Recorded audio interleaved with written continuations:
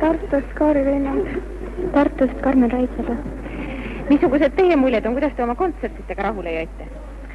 Me lootsime, et tuleb vähem rahvast, aga ikka vastud tulid soojad ja rahvast tuli ka paar asjagu. Kas te ise lootsite, et kontserdid nii edukalt lähevad? Ei lootsi. Lootsime, et vähem rahvast tuleb. Aga oma mänguga jäite rahule? Enam-vähem. Karmen, kas noorte viiuldajate ansamblis on toredam mängida kui oma perepillis? Ma tea, siin on rohkem mängijaid, see on põnevam. Aga oma ansamblis on ka huvitav mängida. Ma usun, et kontserti tegi teie enda jaoks ka võib-olla natukene huvitavamaks see film, mida siin ees demonstreeriti. Kas te ise ennast ka nägite? Nägin ikka. Tundsid ära ennast? Tundsin. Kas selle filmi tegemine suvel oli raske töö möödunud suvel? Muidugi oli raske. See oli ka ennast väga koguda ja tähelepanelik olla. Ja rohkem tuli kokku võtta kui praegu kontserdi ajal? Muidugi tuli. Jäite rahule oma esinemistega? Üpriski, jah? Üleootust hästi läks? Jaa. Veeberi ooperis Nõitkütt, kord Fibichi poeem.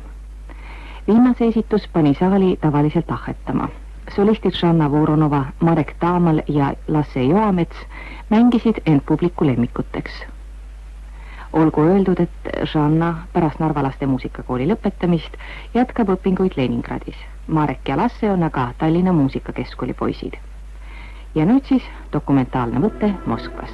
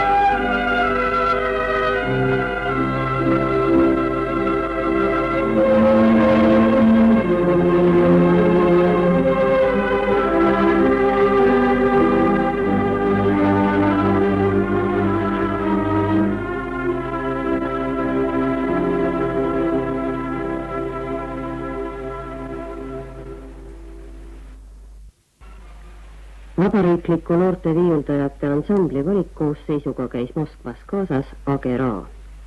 Kuuldud saadet kordame järgmisel kolmapäeval 19. novembril kell 10:30.